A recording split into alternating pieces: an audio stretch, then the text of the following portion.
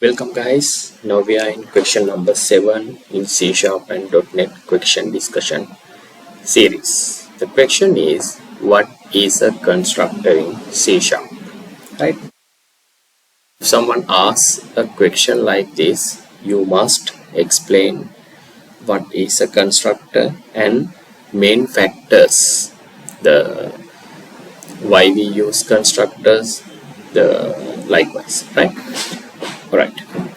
A constructor is a special method in a class that is automatically called when an instance of a class is created. Right? A constructor is a special method. That special method called automatically when you are creating an object from a class. Right? When you create object from class, that constructor will automatically call. And constructor is a special method, and as factors, a constructor has same name with class name and constructor name must be same, right? And constructor has no return type. No return type mean void is also not possible, and constructor is automatically called. And next thing, why we require the constructor, right? Constructor is automatically called when creating objects. Then we use this constructor to initialize the properties and execute any startup logic, right? If your class has startup logic, you can use constructor to execute that logic, and initializing the properties you can use constructor, right? And with the constructor you have some knowledge about what default constructor is, constructor overloading, and how to call a base constructor, and what is a private constructor and static constructors, and constructor chaining. These are the important topics actually in constructor, right? Alright, let's move into code level, and I will explain what constructor and how we use that constructor in C#. Here is our previous code base, right? We have a class called employee, and that employee class has three properties: name, ID, and salary. And it has a constructor called constructor employee, and look at this, the employee class name and this constructor name is same, and no return type, no void also not possible,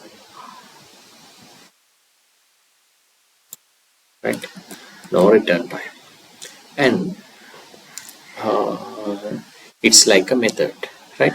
We use this constructor for initializing these properties, right? Think, if you are not using this constructor, in here it has default constructor. Even we are not create the constructor, it has a default constructor. It is like this. It's like this kind of constructor, but that default constructor has no initialization. If you are not defining the constructor as you wish to initialize the properties and execute your startup logic, this default constructor has no responsibility to startup logic and initialization, right? Alright, now think, you have two constructors in here. This is like a default constructor, and this has three parameters. You can create many constructors as you wish. It's no problem. Think, now you are not initializing salary. This constructor has two parameters, this constructor has no parameter, this constructor has two parameters, this constructor has three parameters as signature. And if you are creating an object, which constructor call? It is depend on it will depend on your object type, right? Let's move into our main class. If you create the object like this with the three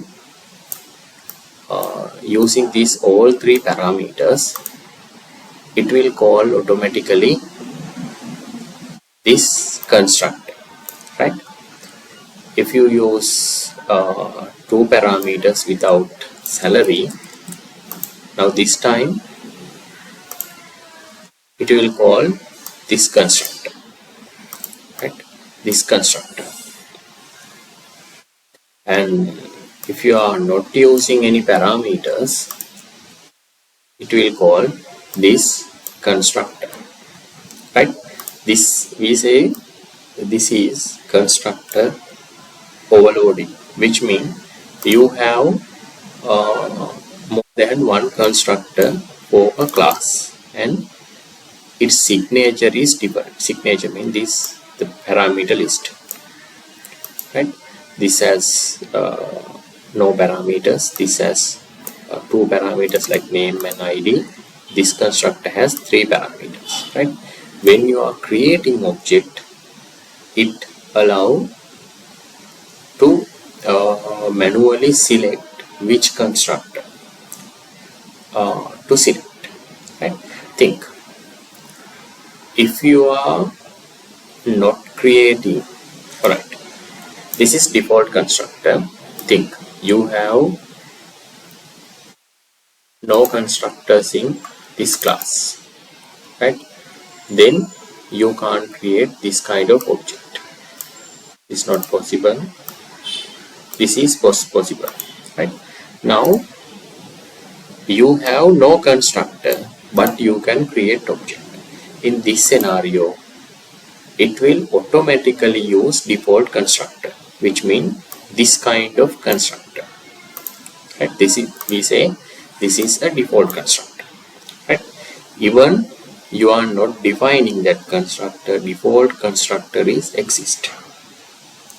But the thing is, if you define at least one constructor like this and no default constructor, now you are not possible to create object with default constructor, right? Now this is not possible. The reason is we have a constructor with parameters. Now your default constructor concept is no more valid. Alright, let's imagine again what constructor is. Constructor is a special method which invoke when you are creating objects, and the constructor has same name as class name, and constructor has no return type mainly, and